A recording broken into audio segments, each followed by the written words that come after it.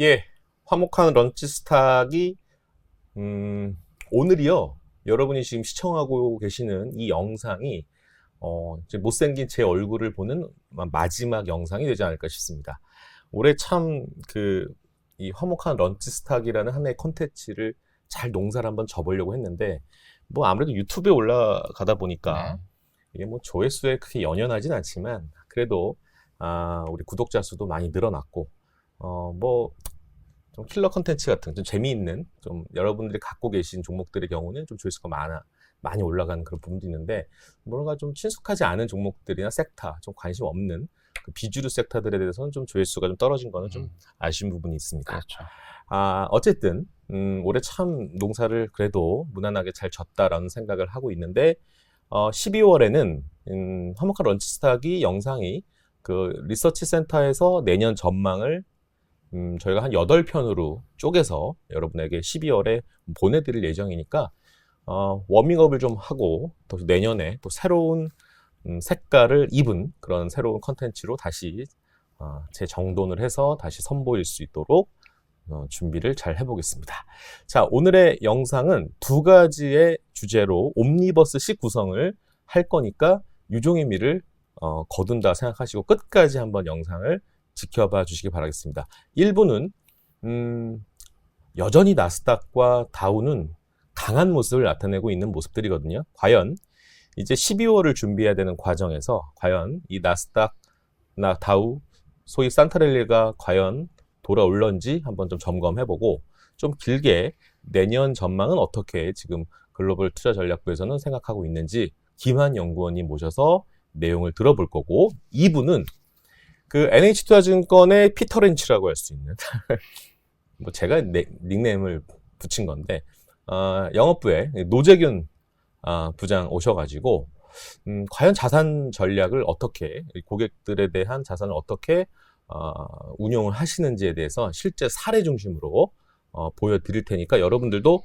주식에 대한 퀀트 투자, 그 다음에 나머지는 리밸런싱 차원에서 뭐 채권이라든지 달러라든지 뭐 금이라든지 뭐 이쪽에 대한 투자도 병행하시는 분이시로 유명하시거든요. 그거에 대한 좀 중요한 운용에 대한 전략도 한번 공개를 해 드릴 거니까 영상을 지켜봐 주시기 바라겠습니다.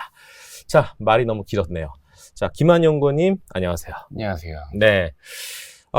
아무래도 마지막 유종의 미니까 핵심 서머리 위주로 말씀을 전해 주시길 바라겠는데 차트 한번 먼저 보고 느낌 먼저 파악하고 내용 한번 들어가 보죠. 이게 바로 다우존스의 주봉의 모습입니다. 참 이거 대단한데요. 뭐 크게 뭐 상처를 입지 않은 듯한 느낌. 맞습니다. 나스닥 이렇습니다. 물론 나스닥은 아직 전고점까지는 다다르지 못하고 있지만 상당히 요즘에 다시 힘을 좀 느끼게 하는 구간입니다. 화면 바꿔주시고 연구원님, 여전히 미국입니까? 내년도? 여전히 미국이죠. 예, 미국입니다. 천조국이죠. 올해 가장 그 시황 전략을 참 재미없게 얘기했다라고 저는 느끼는데 그게 사실 신의 한 수였어. 김한 연구님 전략대로 미국 중심으로 좀 투자를 했으면 사실 좀 스트레스를 좀 덜 받지 않았을까라는 생각이 드는데 준비된 자료가 있기 때문에 네. 이 자료를 참 10분 정도 브리핑을 좀 맡기겠습니다. 보여주시죠. 일단은 단기적으로 먼저 접근할 필요가 있을 것 같아요. 네. 방금 차트 보셨지만 네. 미국 주식시장 최근에 상당히 세거든요. 너무 세요. 지난 뭐 8월 달부터 10월 달까지는 되게 힘들었다가 네. 11월 달 들어서 다시 한번 주가가 올라가는 그런 모습들인데 네. 이게 결국에는 금리가 가장 중요하지 않았나라는 생각들이 들어요. 국채 금리가 5%까지 가니까 주가가 빠졌다가 그러고선 주가가 지금 4.3% 정도까지 4.39 그렇죠? 예, 네. 빠지니까 다시 주가가 올라가게 되는데 이런 이제 내면의 금리가 빠지게 된 계기가 뭐였나라고 좀 생각을 해보면요. 물론 이제 5%까지 금리가 갔을 때는 여러 가지 변수가 있었습니다. 뭐 수급적인 변수라든지 네. 예산안 불확실성이라든지 뭐 다양한 것들이 존재했었는데 이 슬라이드의 오른쪽 차트를 봐주시면요. 이게 뭐냐면 금융시장, 단기 자금 시장에 반영된 연준의 금리 전망치라고 보시면 될 것 같아요. 봐주시면은 하늘색 세모로 된 표시가 지난 9월달 FOMC 회의 직후에 반영된 그 시장의 이제 금리 궤적이라고 보시면 될 것 같고, 파란색 점은 지금 현재거든요. 지난 9월달 FOMC 회의에서 연준이 무슨 얘기를 했었냐면은 내년도에 기준금리를 한 50bp 정도 인하할 겁니다라고 가이던스를 줬어요. 그러면서 이제 시장이 즉각적으로 반영했다가 최근에는 내년도에 100bp까지 금리 인하 가능해요 라고까지 지금 반응을 하고 있는 상황들인 것 같거든요. 이게 뭐냐면은 금리를 올린 것까지는 오케이, 여기서 이제 더 못 올릴 것 같고, 내년도에 금리 인하 사이클이 중요한데 연준이 당초 제시를 해준 것보다 경기라든지 이런 상황들을 봤더니 더 가파르게 금리 인하를 할 거야 라고 이런 것들을 반영하면서 지금 최근에 시중금리가 좀 빠르게 빠졌다라고 좀 보시면 될 것 같아요. 그러다 보니까 이제 시중금리가 빠지다 보니까 주가가 강하게 올라가는 그런 모습들을 좀 보여줬었는데, 이런 것들이 좀 과도하게 단기간에 좀 많이 반영됐다라는 생각들이 좀 들어요. 그러니까 지금 현재 시장을 바라봤을 때 별로 안 좋은 이슈들은 없거든요. 예. 예산 합의도 밀어놨고, 뭐 경기가 여전히 괜찮은 것들 확인하고 있고, 물가 둔화되고 있고, 그렇기 때문에 전반적으로 봤을 때 시장에 별로 안 좋아 보이는 요인들은 없는데, 이런 것들이 연준의 정책 어떤 사이클보다 좀 더 빠르게 반영을 하면서 시장이 좀 더 선제적으로 움직인 게 아닌가라는 생각들이 좀 들어요. 그렇기 때문에 지금 뭐 밸류가 사실은 좀 목에 차긴 찼어요. 그래서 단기적으로는 이 가파른 주가 상승이 다소 좀 쉬어갈 수는 있겠다라고 좀 판단을 하고 있습니다. 근데 다만 그렇다고 해서 내년도도 계속 쉬어갈 거냐? 그렇진 않을 것 같아요. 내년도에 뭐 주요 국가별로 전망들을 좀 해보면은요, 여전히 미국이다라는 좀 말씀을 드렸었는데, 이 슬라이드를 좀 보시면 될 것 같아요. 저희가 커버하고 있는 주요 주식 시장별 이제 선호도라고 좀 보시면 될 것 같은데, 미국이 가장 강력하다라고 좀 말씀드릴 수 있을 것 같아요. 아무래도 그 이유는 전반적으로 매크로 환경이 올해보다는 내년도가 조금은 안 좋을 수밖에 없거든요. 그런데 국가별로 봤을 때 미국이 상대적으로 모멘텀이 크다라고 좀 판단을 하고 있습니다. 이런 것들은 내년도에 아무래도 대선을 앞두고 있기 때문에 미국 바이든 정권 입장에서는 정권 연장을 위해서 뭐라도 해야 되는 상황들이거든요. 이건 이제 두 번째 네모 표시를 좀 봐주시면은, 미국의 전반적인 경기는 균형점으로 둔화가 되겠지만 바이든 입장에서는 정권 연장을 위해서 민간 투자를 좀 늘린다든지, 아니면은 바이든 정권이 그나마 잘해왔었던 정책 중에 하나였었던 리쇼어링, 온쇼어링 정책을 통한 친미권 간의 교역 강화를 좀 강조할 가능성들이 높아요. 그러니까 이런 것들은 상대적으로 미국 경기의 견조함 같은 것들이 좀 부각이 되면서 미국 주시장이 내년도에도 여전히 좀 괜찮지 않을까라는 생각들을 합니다. 근데 이제 우선순위가 보면 미국은 오케이. 네. 근데 두 번째 보면 일본. 네. 일본이에요. 여기 자가 차트 좀 볼래요? 일본이 이래요. 지금 상당한 강한 지금 힘을 느껴지고 맞습니다. 있는, 일본 되게 선호하시는 부분, 장표 다시 보여주시면. 그 다음이 대미 수출 EM이에요. 네. 꼭 집어서 한국 아닙니까? 한국, 멕시코, 베트남, 인도 뭐 이 정도로 좀 요약이 가능하겠죠. 그리고 이제 중국. 사실 중국은 좀 이제 예민한 얘기일 수도 있는데, 여러분 지금 항생 작업 차트 좀 보여주실래요? 항생을 한 주봉, 뭐 월봉. 지금 이제 뭐 ELS 관련돼서 상당히 노이즈가 많은 부분들이고, 상해종합도 같이 좀. 상해종합도 좀 이런 상황이거든요. 주봉 모습이거든요. 내년에 중국 쪽 기상도는 어떨까요? 중국이 사실은 아주 긍정적이다라고 단정 지어서 말씀드릴 수는 없을 것 같아요. 아무래도 부동산 기업체들의 디레버리징 국면들이 장기화되는 상황들이기 때문에 경기 모멘텀이 약화돼서 이런 것들을 감안해 보면 주식시장이 그렇게까지 세진 않을 것 같거든요. 근데 사실은 H지수와 상해종합지수 두 개를 좀 양분해서 생각을 해보면 상대적으로 그래도 본토지수인 상해종합이 조금 더 나아 보인다라고 판단이 들어요. 먼저 H지수부터 설명을 드리면은, 이게 H지수는 그 플랫폼 기업체들이랑 금융주 비중들이 상당히 큰데, 플랫폼 기업들은 최근에 다시 한번 주가가 약세를 좀 보이고 있거든요. 뭐 대주주 지분 매각이라든지 뭐 이런 썰들이 좀 있어서 좀 다소 좀 부정적일 것 같고, 그리고 최근에 부동산 기업체들에 대한 일단 그 정책 같은 것들이 나왔었는데, 이런 것들로 인해서 은행주들이 좀 피해주다라는 얘기들이 있거든요.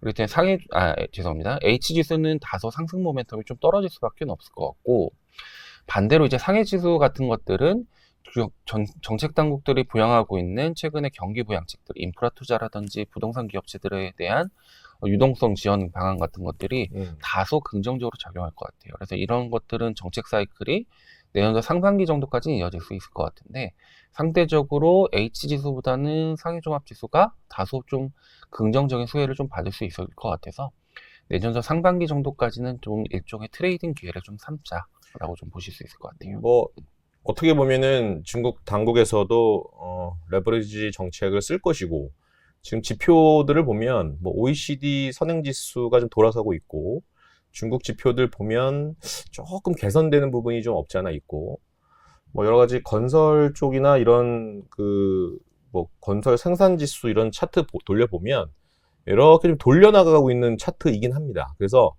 너무 망연자실할 필요는 없고, 반등의 기회를 모색하는 그런 흐름들은 나올 수 있겠다. 그러니까 좀 더 긍정적으로 해석하자면 더 이상 이제 하락폭은 좀 제한적이지 않을까? 그렇죠. 그렇게 보고 있습니다. 여기서 더 빠질 것 같지는 않은데, 네. 내년도 상반기 정도까지는 중국 주시장 다소 반등은 가능할 거다라고 좀 보고요. 반등에 대한 강도는 H보다는 본토 지수인 상해종합지수가 조금 더 나아 보인다라고 좀 말씀드릴 수 있을 것 같아요. 참, 알겠습니다. 중국 쪽은 그렇게 정리를 하고, 일단은 뭐 우선순위 3위까지 보면 일단 일본이랑 대미 수출, EM, 그 다음에 중국, 요 정도까지만 좀 정리를 하죠. 그 다음 장표 좀 설명해 주시면. 일단은 미국에 대해서 조금 더 좋게 보는 이유에 대해서 좀 말씀드려보면요. 먼저 왼쪽 차트예요. 이게 뭐냐면 미국의 선행지수랑 순이익 증가율인데 같이 움직이거든요. 근데 이제 이익 전망치가 내년도에 좀 긍정적으로 잡혀 있다라는 거죠. 올라가는 방향으로 잡혀 있는데 이거에 대한 신뢰성이 있겠느냐, 애널리스트들의 너무 과도한 낙관론 아니냐라고 우려가 될 수도 있을 것 같은데, 말씀드린 것처럼 선행지수랑 동행한다라고 말씀드렸는데 선행지수가 지금 윗방향으로 턴을 틀었거든요. 미국의 선행지수는 보통 저점에서 고점까지 한 25개월 정도 상승하거든요. 지금 한 8개월 정도 상승했어요. 그렇기 때문에 적어도 1년 정도는 추가적으로 선행지수가 상승할 수 있다라는 것들은 이익 전망치가 확장된다라는 것에 대한 신뢰성을 좀 높여준다라고 좀 보시면 될 것 같아요. 좋아요. 자, 우리 대한민국의 증권사들 중에 90% 이상이 전강후약, 상고하저거든요. 뭐 가장 좋게 보면 뭐 3분기까지는 좀 좋을 것이고, 3분기 되면은 이제 좀 분산적인 흐름들, 일정 부분은 좀 위험 자산에서 좀 안전 자산 쪽으로 넘겨가야 된다라는 논리가 대한민국 증권사의 90% 이상의 현상입니다. 약간 확증 편향적인 사고일 수도 있겠으나 어쨌든 논리가 미국의 어떤 여러 일정들을 좀 바탕으로 해서 보고 계시는데, 그러면 우리 NH 글로벌 투자 전략 하우스 뷰는 한국 말고 미국의 기상도를 1년 기상도를 보자라면 역시 상고하저예요? 상저하고입니다. 상저하고인데. 상저하고? 네. 그거는 경기에 대한 지표값들을 적용한 거네요? 맞습니다. 경기와 대선에 대한 사이클. 그럼 디커플링이에요? 어떤 거? 한국과 미국 간의 그런 아닙니다. 한국도 3분기 고점. 3분기 고점? 예, 3분기 고점으로 보고 있고요. 미국도 3분기까지는 무난하게 올라갈 것 같은데 올라갈 것 같다? 4분기는 약간 조건부일 것 같아요. 그 조건부란 게 뭐예요? 조건부는 이제 실업률일 것 같은데 지금 연준은 내년도 말에 실업률이 지금 현재 대비 별로 안 올라가요. 라고 전망을 하는 거고, 시장에서는 이 실업률이 생각보다 빠르게 올라갈 것 같아요 라고 우려가 되고 있거든요. 그렇기 때문에 만약에 실업률이 시장의 우려만큼 빠르게 올라간다라고 한다면 이거는 사실은 내후년도에 경기 침체가 발생할 수도 있어요라는 시그널을 발생하는 거기 때문에 이 경우에는 봐서 좀 시장이 보수적으로 대응을 해야 될 것 같고, 반대 측면에서 연준의 전망치처럼 어떤 실업률이 제한적으로 올라간다, 거의 안 올라간다라고 전망한다면 이건 경기가 괜찮다라는 얘기거든요. 근데 저희는 기본 생각은 연준의 생각과 비슷해요. 일단은 경기가 망가지진 않을 거다라고 생각을 하고 있어서 일단은 완만한 반등 흐름 좀 보고 있고, 반대로 이제 한국 같은 데서는 3분기 정도까지는 상승 모멘텀이 있으나 그 이후부터는 경기 모멘텀이 다소 좀 약화될 수 있다라는 것들을 반영하는 것 같아요. 내년에 화목한 런치가 만약 개편이 되고 뭔가 조금 다시 재단장을 한다라면 이 바텀업 플레이하고 탑다운 플레이를 좀 잘 섞어가지고 여러분들의 투자 활동에 좀 도움 될 수 있는 초석을 좀 마련해 볼 수 있도록 해보겠습니다. 이따가 이제 그 바텀업에 관련된 내용들을 전달해 주실 노조겸 부장님도 저기 밖에 스튜디오에 좀 기다리고 계시는데, 어쨌든 일단 뭐 미국 쪽 전략을 잘 마무리를 해야 되는데, 조금 좀 마지막으로 좀 세부적으로 좀 투자 전략 차원에서 보자라면, 좋아, 미국은 좋은데 계속 우리 M7이라고 할 수도 있는 이런 빅테크 중심의 기업들 위주로만 해야 되는 게 맞는 건지, 아니면 뭐 신재생, 아니면 또 전기차 라인, 아니면은 뭐 시클리컬, 아니면 금융주, 뭐 어떤 약간 투자 섹터에 대한 방향성을 좀 어느 정도 좀 잡아놓은 게 있으실까요? 네, 요 장표를 먼저 봐주셨으면 좋을 것 같아요. 예. 올해 말씀 주신 것처럼 M7만 좋았거든요. 음. 그래서 내년도에 M7이 더 갈 거냐? 아니면 다른 게 갈 거냐?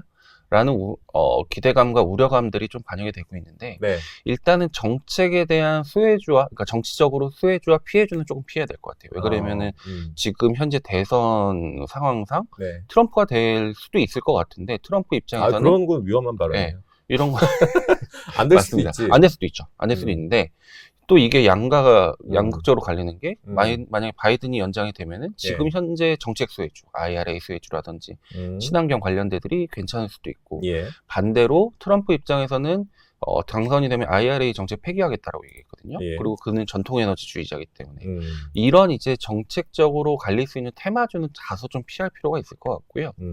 요 차트를 봐주면 먼저 왼쪽 차트인데, 하늘색 막대 차트가 M7 탑5의 어떤 이익 기여도거든요. 내년도에는 물론 이익 기여도가 다소 축소는 됩니다만 여전히 플러스 영역이에요. 이게 뭐냐면 이익 성장세가 여전히 유효하다라는 거거든요. 그래서 M7은 여전히 긍정적으로 저희는 보고 있고, 네.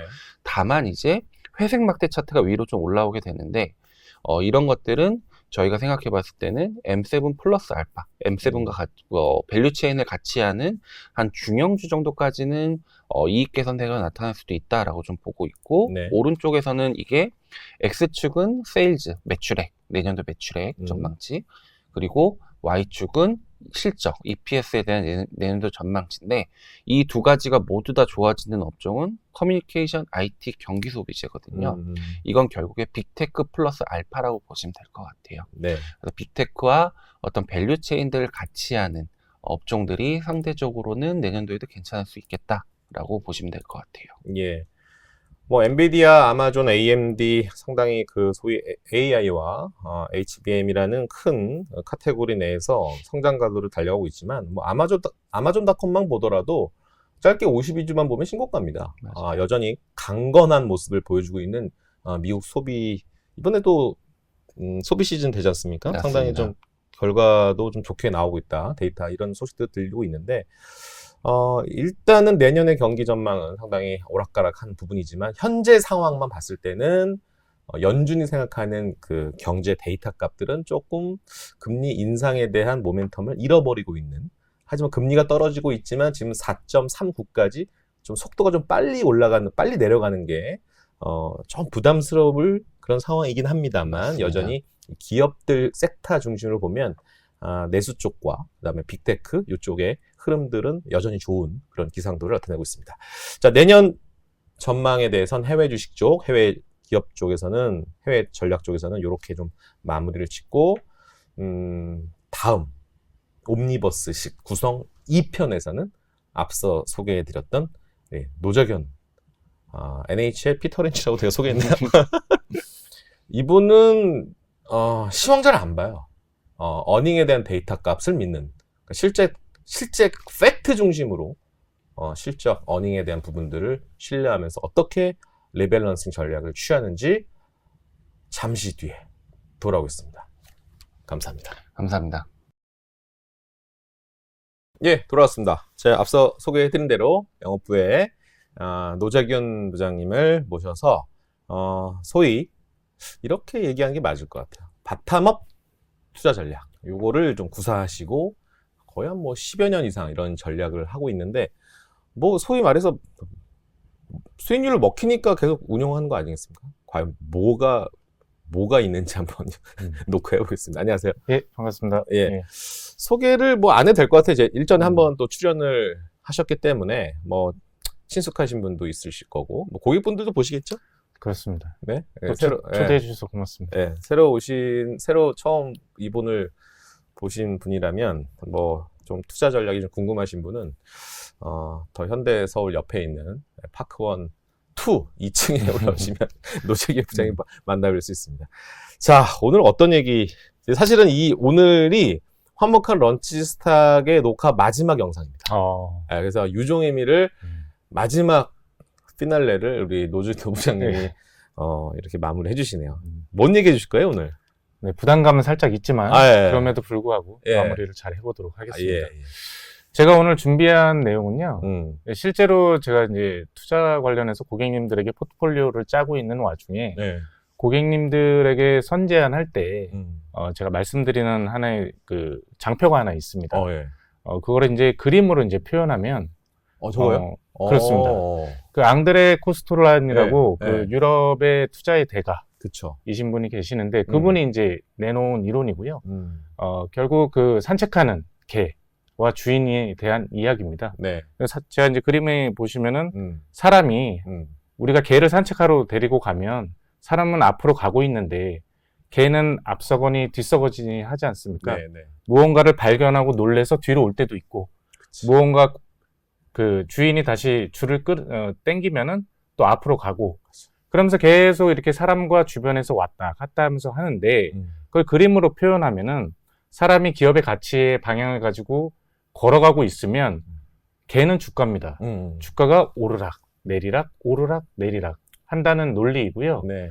저는 여기서 그러면 강아지가 어느 시점에 왔을 때 긍정적으로 보고 매수 타이밍을 잡느냐 할 때 바로 이 빨간 선, 지금 안전마진이라고 표현된 기업의 가치 대비해서 내려와 있는, 네. 즉 현재 기업의 가치와 주가가 괴류율이 생긴 걸 안전마진이라고 하거든요. 그만큼 폭을, 그게 커지면 커질수록 투자자 입장에서는 매수하기에 아주 적합한 그런 포지션이겠죠. 네. 그래서 그 안전마진이 커져 있는 기업들을 매수하는 게 저의 주 전략입니다. 그러면 매도는 어떻게 판단을 해야 되죠? 그림에서도 보시다시피 예. 결국에 장기적으로 보면은 예. 기업의 실적은 주가에 수렴을 하게 돼 있습니다. 그리고 그 이상 또 퍼포먼스가 나오는 경우가 많고요. 바로 저 파란 선입니다. 파란색 선에 왔을 때 이제 안전마진이 줄어들겠죠. 그리고 그 이상도 아웃퍼폼하는 경우도 상당수 많고요. 그러면 그때 상황을 보고서 그때 매도 신호로 잡죠. 결국 기업의 가치와 주가가 수렴을 했을 때 또는 그 이상 벗어났을 때 가서 그때 가격 추세도 좀 보고요. 예. 여러 가지 변수들을 상황을 종합적으로 고려해서 네. 매수 매도가 이어진다. 이렇게 이해해 주시면 될 것 같습니다. 결국에 저 까만색 그 그림의 사람 모양은 회사, 기업의 주가를 나타내고 있는 기업 주가 전에 사람인데 사람을 선택해야 될 거 아닙니까? 어떤 기업을 사야 되는지 그 기업 선택에 대한 기준 그것도 좀 궁금하거든요. 가장 궁금해 하실 겁니다. 네, 어떤 종목을 사야 되냐 이런 거지. 저는 그래서 그 서두에 우리 진행자분께서 말씀 주신 것처럼 예. 물론 시황을 참고를 합니다. 네. 아예 안 보는 건 아니지만 우선순위에 있어서는 가장 먼저 보는 건 기업입니다. 네. 그래서 바텀업이라고 표현을 하고요. 예. 다음 장표를 이제 보시면 정확히 이제 설명이 가능한데 다음 장표가 좀 있어요? 넘겨주시면. 네. 네.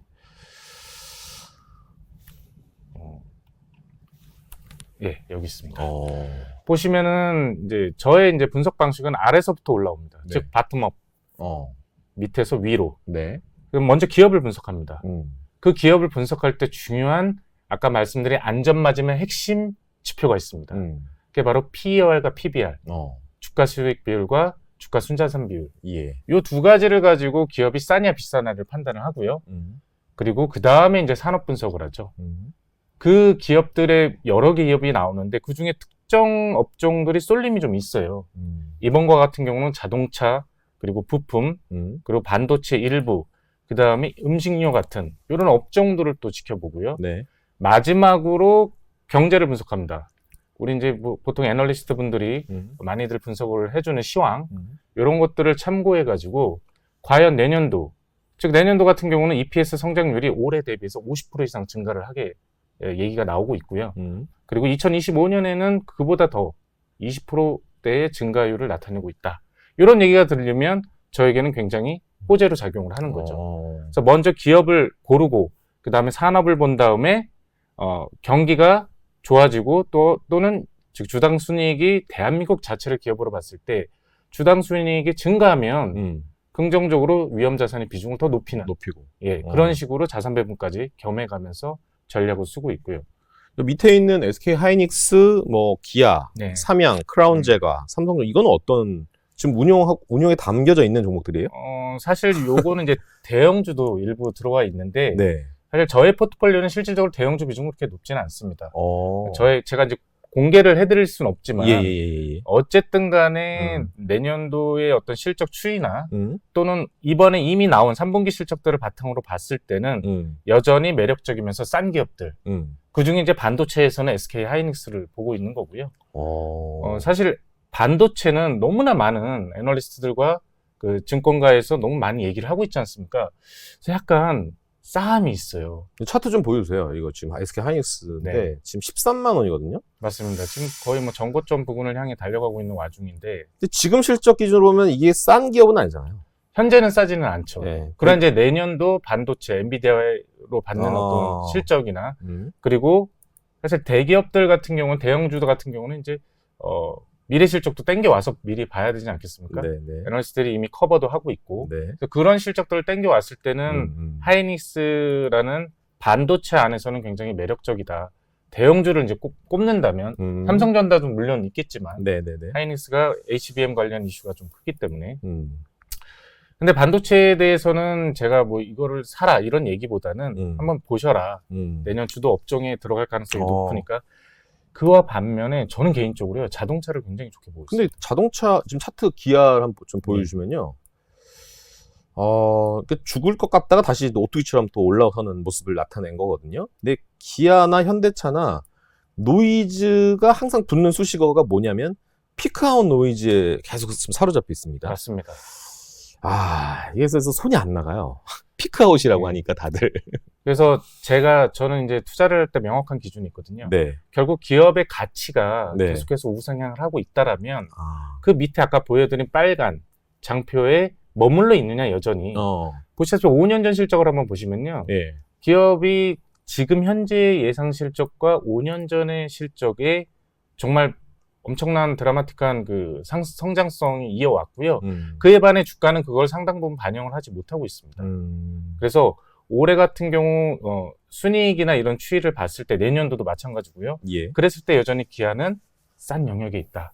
물론 뭐 여기서 다 얘기는 못하겠지만 그쵸. 여러 가지 그 저평가를 받고 있을 수밖에 없는 요인들이 몇 가지가 있긴 한데 예. 그럼에도 불구하고 안전마진이 큰 기업들은 결국에는 가치에 수렴하게 되어 있기 때문에 대형주를 본다면 기아차 정도가 저는 그쵸. 좋지 않겠냐 이렇게 보고 있는 거죠. 시가총액 33조짜리 회사의 기아를 한 2020년 코로나 때가 한 2조 벌고, 5조, 7조. 뭐 아직은 이제 결산이 끝나진 않았지만, 이 수치만 보더라도, 사실 저도 그거는 인정합니다. 지금 기아, 코스닥 뭐 이런 차트이긴 한데, 기아 차트 보면, 진짜 싸죠.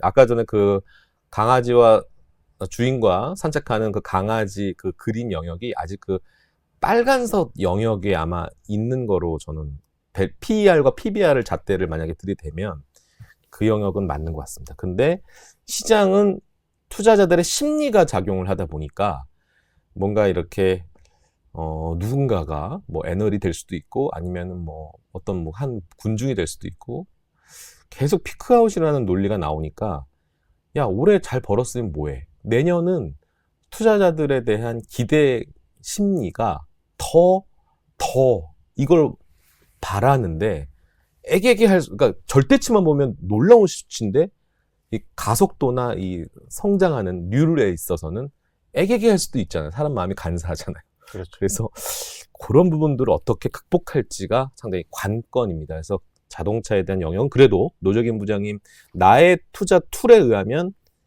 매우 합격점을 줄 수 있는 영역인 건 맞습니다. 저는 하나 물어보고 싶은 게 노재균 부장님은 기아를 제시했지만 실제 투자는 자동차 부품하실 것 같아요. 이 느낌은. 맞습니다. 저는 그 대형주보다는 좀 더 중소형주를 선호를 하는 편이고요.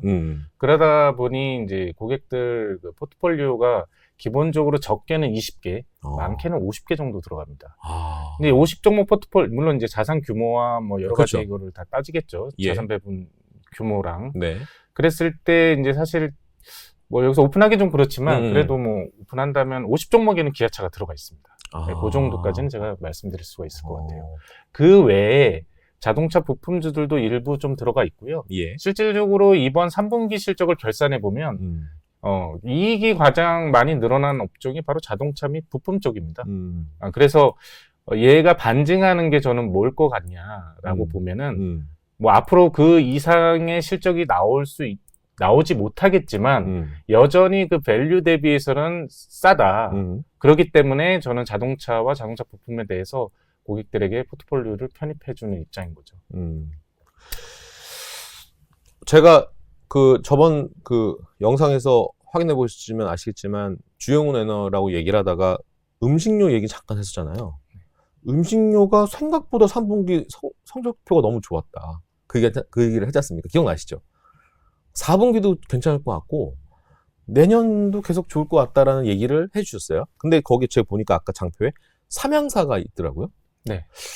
봤더니 시총이 한 4천억대예요. 주가는 이렇게 뭐 길게 보면 이렇게 머물러 있습니다. 근데 회사 내용을 보면요, 보시죠.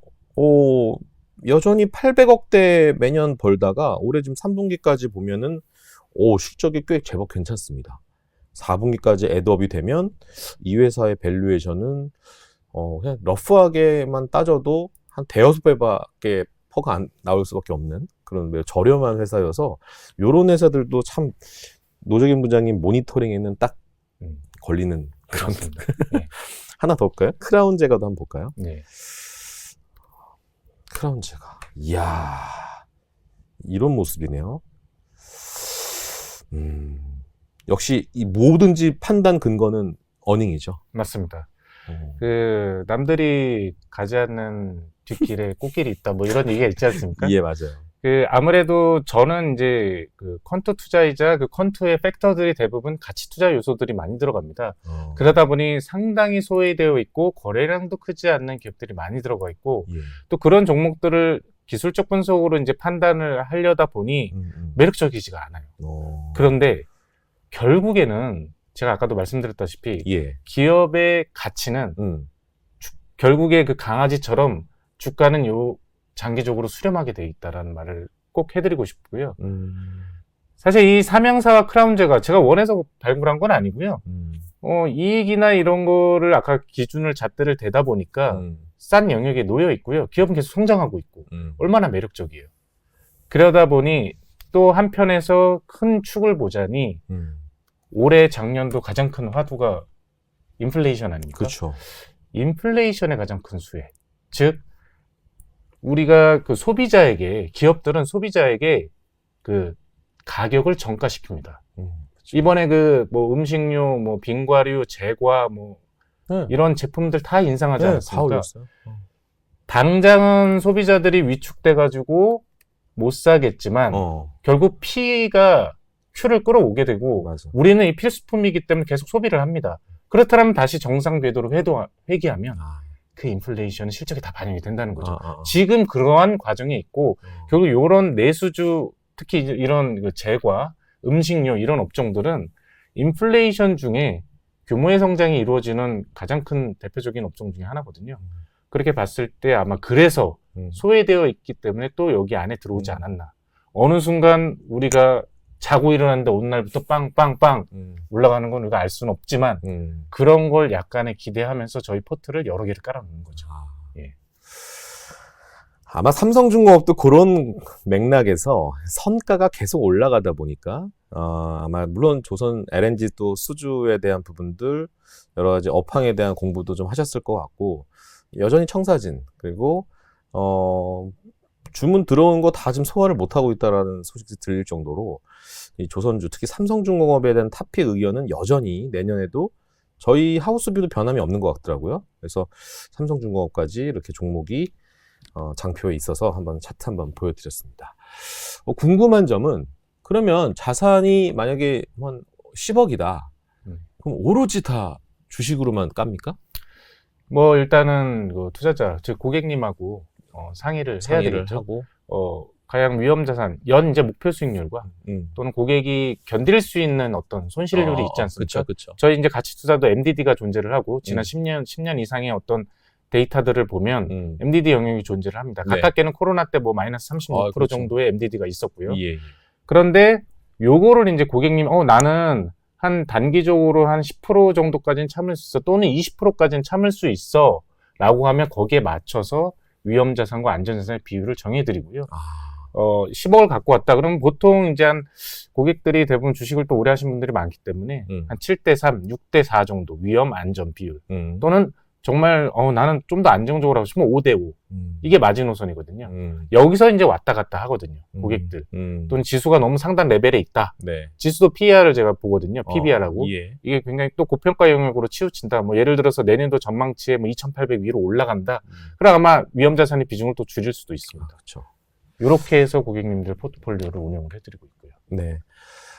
투자자들의 성향에 따라서 또 채권까지도 또 고려를 한다라고 알고 있어서 뭐 국채나 회사채 뭐 이런 부분들은 이제 고객과의 또 커뮤니케이션 통해서 어쨌든 안전자산 쪽 금도 하시겠네, 뭐 달러도 하시겠네요. 맞습니다.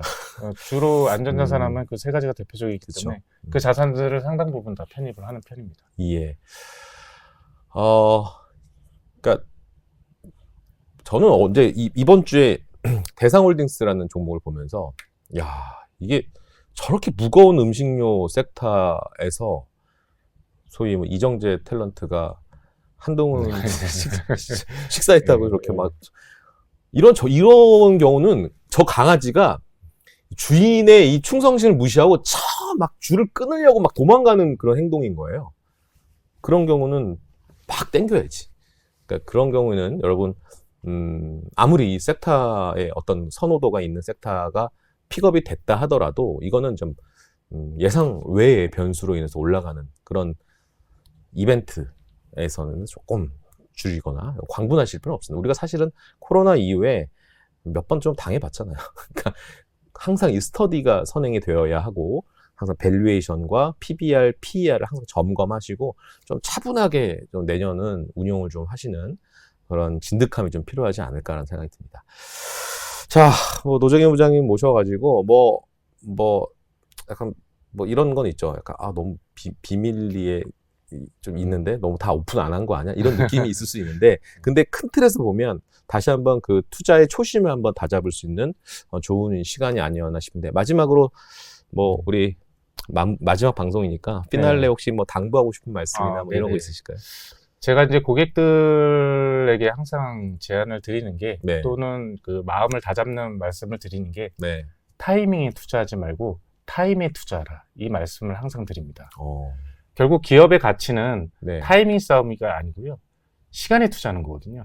그래서 타이밍에 투자하지 말고 타임에 투자하라, 시간에 투자하라, 이 말씀을 항상 드리면서 장기적으로 플랫폼을 운영하시면 뭐 10년, 20년 갔을 때 굉장히 높은 자산의 증가 속도를 느끼실 수가 있다. 그래서 복리 투자하자, 이렇게 항상 제안을 드리는데 이 방송을 보시는 분들께서도 타이밍을 잡기보다는 좋은 기업이라면 좀 시간을 갖고 길게 보시는 그런 전략을 쓰시는 게 맞다, 이렇게 말씀드리고 싶습니다. 맞습니다. 좋은 말씀입니다. 내일 주식시장이 오를지 안 떨어질지 맞출 사람은 단 한 명도 저는 없다고 생각합니다. 그리고 내가 좋게 본 이 주식이 언제 주가가 확 올라갈지도 모른다고 생각합니다. 하지만 알 수 있는 건 2년, 3년 성장할 수 있다라는 그 전제가 우리는 어느 정도 확인할 수 있지 않겠습니까? 그런 좀 믿음과 신뢰를 갖고 있다라면 너무 조급할 필요는 없지 않을까라고 생각합니다. 성공 투자는 멀리 있지 않다라는 거는 꼭 드리고 싶은 말씀인 것 같습니다. 다시 한번 말씀드리지만 12월 이 화목한 런치 스탁은 없어지는 게 아니고요. 8편으로 우리 애널리스트 분들의 내년 전망도를 여러 섹터별로 나눠서 보내드릴 테니까 그 영상 잘 참고하시기 바라겠고, 못생긴 저와의 어떤 미팅은 또 내년에 한번 기약하면서 한번 다시 새 단장하고 인사드릴 수 있도록 하겠습니다. 오늘 이렇게 장중에 이렇게 좀 도움 주신 우리 노조기현 부장님 너무나 감사의 말씀 드리겠습니다. 오늘 화목한 런치스탁은 여기서 마치겠습니다. 감사합니다. 감사합니다.